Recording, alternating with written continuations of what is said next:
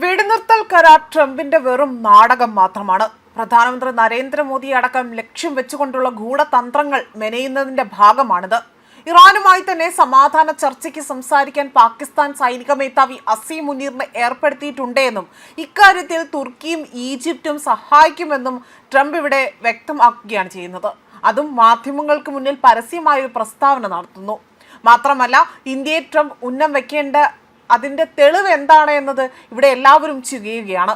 മാത്രമല്ല, പശ്ചിമേഷ്യൻ തർക്കത്തിൽ മുസ്ലിം രാജ്യങ്ങൾക്കിടയിൽ മോദിയുടെയും ഇന്ത്യയുടെയും ഗ്രാഫ് ഉയരുന്ന ഒരു സാഹചര്യം ഉണ്ടായിരിക്കുകയാണ്.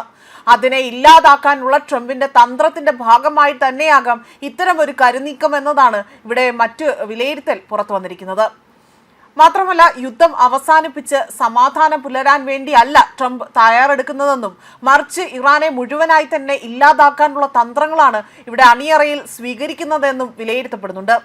ഗൗരവകരമായ ഒരു സമാധാന ചർച്ചയല്ല ട്രംപ് ഇവിടെ ഉദ്ദേശിക്കുന്നതെന്നും ഇറാനെതിരെ മറ്റൊരു ആക്രമണത്തിനുള്ള സമയമെടുക്കലിന്റെ ഭാഗമായി തന്നെയാണ് ഈ സമാധാന നാടകമെന്നും രാഷ്ട്രീയ നിരീക്ഷകരടക്കം വിലയിരുത്തുന്നുണ്ട്.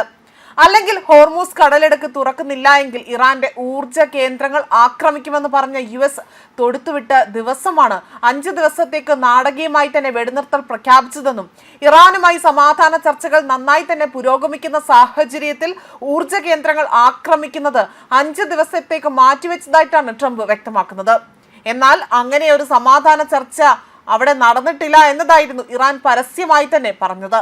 ഇറാനെ ആക്രമിക്കാനുള്ള ഒരുക്കങ്ങൾക്ക് സമയമെടുക്കാനാണ് 5 ദിവസത്തെ അവധി ട്രംപ് ഇവിടെ പറഞ്ഞതെന്നാണ് ഇറാൻ തുറന്നടിച്ചുകൊണ്ട് സംസാരിക്കുന്നത്. സമാധാന ചർച്ചയ്ക്കുള്ള 15 വിഷയങ്ങൾ അമേരിക്ക തയ്യാറാക്കിയെന്നും പാകിസ്ഥാനെ അത് ഏൽപ്പിച്ചിട്ടുണ്ട് എന്നും വ്യക്തമാക്കുന്നു. പാകിസ്ഥാൻ ഈ നിർദ്ദേശങ്ങൾ ഇറാന് കൈമാറിയതായി തന്നെ പെന്റഗൺ വൃത്തങ്ങൾ ഉദ്ധരിച്ചുകൊണ്ട് ഇവിടെ ന്യൂയോർക്ക് ടൈംസ് ആണ് ഇത്തരത്തിലൊരു റിപ്പോർട്ട് പങ്കുവച്ചിരിക്കുന്നത്. പക്ഷേ ഇതിനു പിന്നിൽ സമാധാനമാണോ മറ്റെന്തെങ്കിലും തരത്തിൽ ഉദ്ദേശമാണോ ട്രംപിനുള്ളതെന്ന് ഇവിടെ കാത്തിരുന്ന് തന്നെ കണ്ടറിയേണ്ടിയിരിക്കുന്നു എന്നതും ഇവിടെ മറ്റ് വിലയിരുത്തലായി രാഷ്ട്രീയ നിരീക്ഷകർ ഉറ്റുനോക്കുകയും ചൂണ്ടിക്കാട്ടുകയും ചെയ്യുന്നുണ്ട്.